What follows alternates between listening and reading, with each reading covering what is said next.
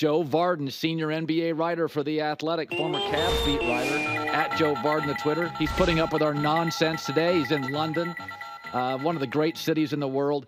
So, it's interesting. I said it that stylistically in the NBA, there are players that the fans and the media love. Carmelo, Russell Westbrook, Harden. But my eyes tell me, stylistically, Embiid is much more fun to watch. But Anthony Davis has become a better player over the last 2 years. He has been sensational. And Joe, he can not only lead, he can be complimentary. And I don't feel Embiid has a lot of complimentary in his game. You got to kind of change the system. So your take on AD or Embiid starting, and my point on, my eyes are telling me AD's a better fit on this Olympic team. So part of what is working with Anthony Davis and with a bunch of the other guys that he's playing with on that second unit is, as we know, the world has largely caught up with the talk about these best teams all over the world. Right. What they haven't done is created the depth. So what we have is a scenario where if LeBron and Steph and Joel, three of the great players in history, can just hold the fort down, then Anthony Davis comes off the bench against lesser players and just destroys them. And that's what's happening. He is a beast. He is playing at full tilt, which has been great to see. He's been awesome in camp. He's been really cool to deal with. All those things are true. But when he gets on the floor, he is playing against players who simply have no business matching up with him, and he is taking full advantage. Yeah. Is there a team that does match up with them and could fight them for the gold, Joe? No, there isn't a team that matches up with them. But we're not out of the woods yet here in terms of the Americans. And one of the reasons, of course, is that everybody can shoot a three now. The second is the Americans could get an injury. A lot of their players are older. That is true. And then the final thing is that these games are only 40 minutes long. Right. So, you shrink the game. Everybody can shoot threes. You get in a situation where Serbia plays Jokic for 35 minutes out of 40.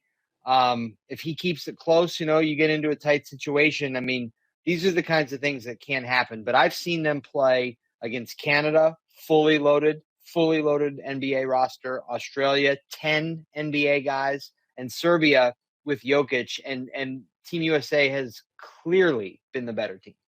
Yeah. Kevin, we made this argument an hour ago. I said, if I was a Phoenix Suns fan, I'd be like, please don't play Kevin Durant. I think fairly part of his sort of reality now is he's a bigger guy, 6'11" guys and up get hurt early. They start getting hurt later. He's not Larry Bird on the Dream Team where he was a shot fighter. Kevin's still an amazing player.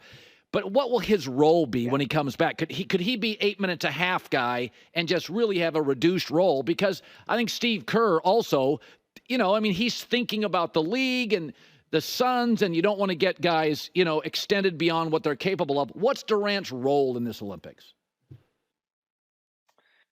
So you look at what they're doing with Joel, and Joel is actually playing a few less minutes than LeBron and Steph and AD and Bam.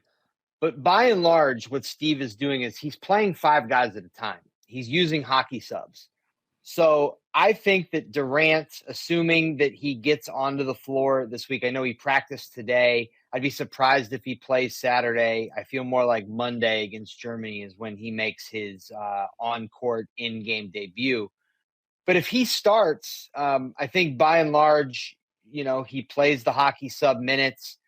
The thing is, Steve can then turn to a few more minutes for Tatum and or Booker over Durant.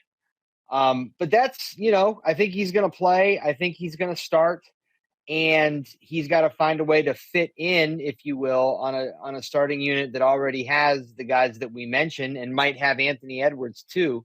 Colin, I asked Kevin this very question. It's funny that you asked me it. I said at the end of his press conference today, we know you're a great player. We know you're USA's all-time leading scorer, but you've been sitting there for 2 weeks watching these guys.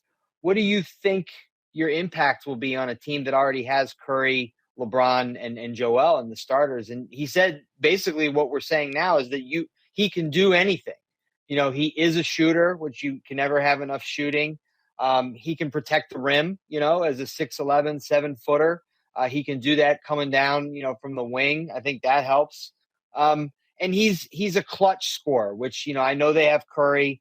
LeBron can be great in the clutch, but Durant in gold medal games, this is crazy. He's averaging 29 points a game in gold medal games. So when the chips are down, if they have to turn to a guy, they could turn to him. It's an interesting question. The future, I mean, Jaylen Brown's obviously, Kyrie Irving good enough to play. They're not. You can argue Nike, whatever. But the future's interesting because KD, Steph, and LeBron, this is the last. This is the end of the road. I don't know if AD'd come back again because his body, again, there's been durability issues. In your eyes, we can't just bring the Celtics over. What is the future of the Olympic team for us? I love this conversation. It's something that I think about a lot, and I started thinking about it last summer with the World Cup team because those were the guys who are supposed to be just sort of coming up.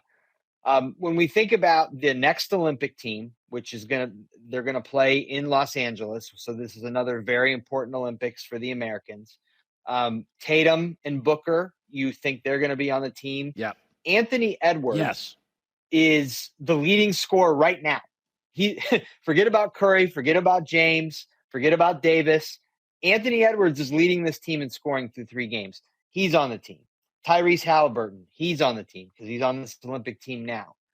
So then you think about, will Brunson be too old? Maybe not. Donovan Mitchell, maybe he gets a chance. Cooper Flagg, he will have been in the league 3 years by then. I wouldn't be surprised if he's on the team. The 2 guys that we're not talking about right now, Ja Morant and Zion Williamson, they were supposed to be the next faces of the league. For varying reasons, it hasn't happened. Do they get it turned around within the next 4 years so that they get a chance on Team USA? These are all great questions. France is going to be awesome by then. Victor Wembanyama is just going to be an point. They're going to be a lot to deal with, but I think the next Team USA is still going to be very good. Yeah. It was not a great draft. We know that. Bronny went 55. I defended the move, and my takeaway is all week I've been going to the players that were drafted just above him and just after him, and he's very much very similar, except he sells more merch. But it's guys struggling. It's all G League guys.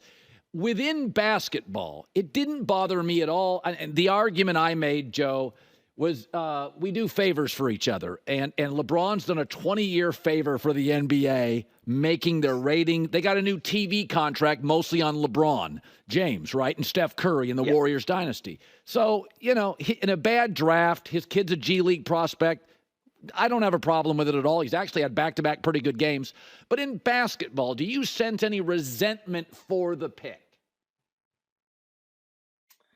Not yet, but I mean, you have to keep in mind, basically since that pick was made, I've been around these 12 future Hall of Famers, and one of them is his dad. So it's harder. It would be harder to catch the average, the average player, grumbling about this or that.